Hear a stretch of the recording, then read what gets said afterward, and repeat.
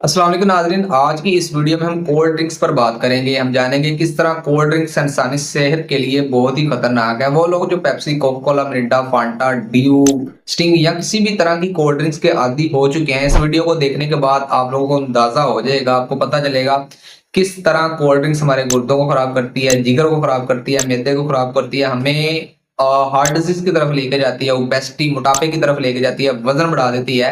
इस वीडियो को देखने के बाद आप लोगों को अंदाजा होगा। अच्छा, इस चीज को समझाने के लिए मैंने तीन पार्ट्स में इसको डिवाइड किया है। Number one, ingredients of soft drink. सबसे पहले बात करते हैं इंग्रेडिएंट्स ऑफ सॉफ्ट ड्रिंक। तो बेसिकली जो मेन कंपोनेंट्स, जो मेन इंग्रेडिएंट्स होते हैं सॉफ्ट ड्रिंक्स में, उसमें carbonated water, phosphoric acid, citric acid, flavour और कैफीन। कैफीन जो है वो फॉर एग्जांपल आप स्टिंग की बोतल देखें, उस पे लिखा होता है कैफीन। कैफीन इसलिए ऐड की जाती है कि ये ह्यूमन बॉडी में एक स्टिमुलेट इफेक्ट डालती है। इसी तरह कार्बोनेटेड वाटर, जिसको फर्स्टली सबसे पहले जोसेफ प्रेसली, एक साइंसदान से जो 1767 में एक एक्सपेरिमेंट कर रहे थे, तो एक्सीडेंटली वहां से उन्होंने कार्बोनेटेड वाटर को आइडेंटिफाई किया, डिस्कवर किया। असल में जो CO2 है उसको अंडर प्रेशर लेकर जाया जाता है, तो वहां से इसमें फिज यानी कि बबल्स की एक करेक्टरिस्टिक यानी कि बबल की खसूसियात आ जाती हैं, तो फिर इसको सॉफ्ट ड्रिंक में इस्तेमाल किया गया। इसमें ये होता है कि CO2 प्लस H2O, तो ये H2CO3 यहाँ से कार्बोनेटेड वाटर का फार्मूला बन जाता है। तो इसको फिर जितनी भी सॉफ्ट ड्रिंक्स हैं उसमें कार्बोनेटेड वाटर को इस्तेमाल किया जाता है। फिर इसमें सिट्रिक एसिड, जितने भी तुरुष फल होते हैं, सिट्रिक फ्रूट जिनको हम बोलते हैं, जैसे माल्टा, लींबू, इसमें सिट्रिक एसिड पाया जाता है, ये इसमें शामिल किया जाता है। इसी तरह इसमें फास्फोरिक एसिड भी शामिल किया जाता है। असल में जहां पर शुगर होती है, चीनी होती है, वहां पर बैक्टीरिया, मुलास के आने का खतरा होता है। तो फास्फोरिक एसिड बेसिकली बैक्टीरिया को आने से रोकता है, तो इसलिए फास्फोरिक एसिड को कोल्ड ड्रिंक्स में इस्तेमाल किया जाता है। इसी तरह फ्लेवर भी इसमें ऐड किए जाते हैं, शुगर भी इसमें ऐड होती है। जो मेन चीजें हैं, तो कैलोरीज और शुगर, ये इंसानी सेहत के लिए बहुत ही खतरनाक है। ये गुर्दों को खराब करती है, ये डायबिटीज लेकर आती है इंसान के जिस्म में। इस तरह ये हार्ट डिजीज का सबब बन जाता है। इसी तरह इसमें जो है वो मैदे को भी ये असर करती है। तो असल में जो शुगर है इसको सक्रोज बोलते हैं, इसका केमिकल फार्मूला होता है C12H11। तो बेसिकली ये 50% ऑफ ग्लूकोज और 50% ऑफ फ्रक्टोज से मिलकर बनती है। फ्रक्टोज जो है वो आपको नेचुरल भी मिल जाता है, लेकिन जब आप शुगर इस्तेमाल करते हैं तो ये ग्लूकोज और फ्रक्टोज में चली जाती है, तो जो है वो चेंज हो जाती है। तो इसके बारे में रिसर्चर ये कहते हैं शुगर के बारे में, जिसमें WHO भी ये कह रही है, इसी तरह अमेरिकन हार्ट एसोसिएशन, इनकी भी रिसर्च ये है कि किसी भी तरह की एडिशनल शुगर की इंसानी जिस्म को जरूरत नहीं होती।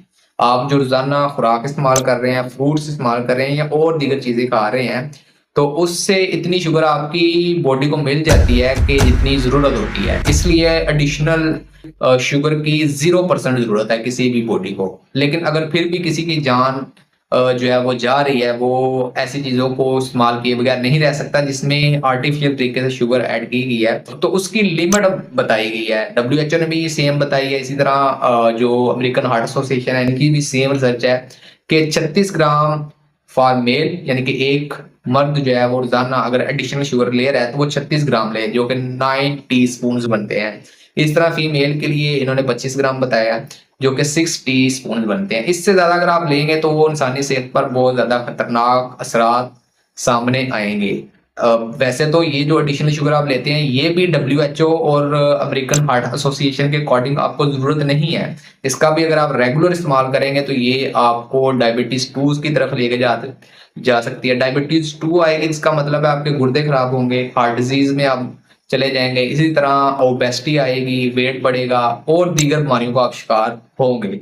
तो सबसे पहले मैं आपको बताऊं, ये जो 1 लीटर की मैंने अभी बोतल पकड़ी हुई है, इसको आप घुमाएं तो इसके पीछे लिखा हुआ है कि 12 ग्राम पर 100 ml, मतलब एक 100 ml में 12 ग्राम शुगर ऐड है। और वो लोग जो आदी होते हैं बोतल के, वो रोजाना 1 लीटर तो इजीली पी जाते हैं। 1 लीटर पीने का मतलब ये है कि आप लोगों ने 12 10 120 यानी कि 120 ग्राम आप सिर्फ 1 लीटर बोतल से ही चीनी खा रहे हैं। अभी जो दूसरी चीजें हैं, खुराक है, फ्रूट्स है, ये इस तरह की चीजें आप इस्तेमाल कर रहे हैं, उसमें जो शुगर ऐड है वो लेदर है। लेकिन 1 लीटर से आप 120 ग्राम चीनी खा गए, तो आप इसका टोटल करें ये कितनी बन जाती है।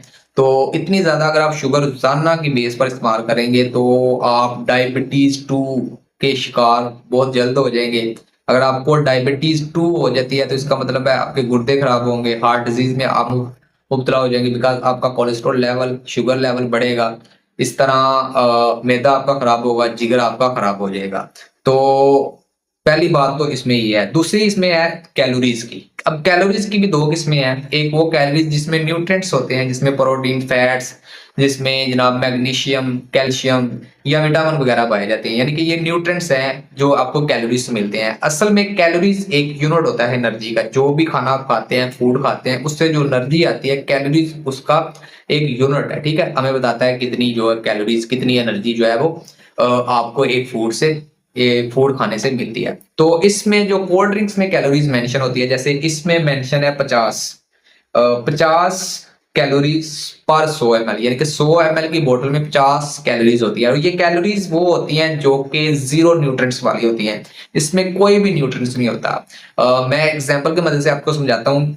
फर्ज करें आपने रोजाना 1 लीटर जो आती है वो पी लेते हैं, तो अराउंड अबाउट 100 ml में 50 कैलोरीज होती हैं। तो 1 लीटर यानी कि 1000 मिलीलीटर, तो ये 5 10 50, यानी कि आप रोजाना 500 कैलोरीज ले रहे हैं।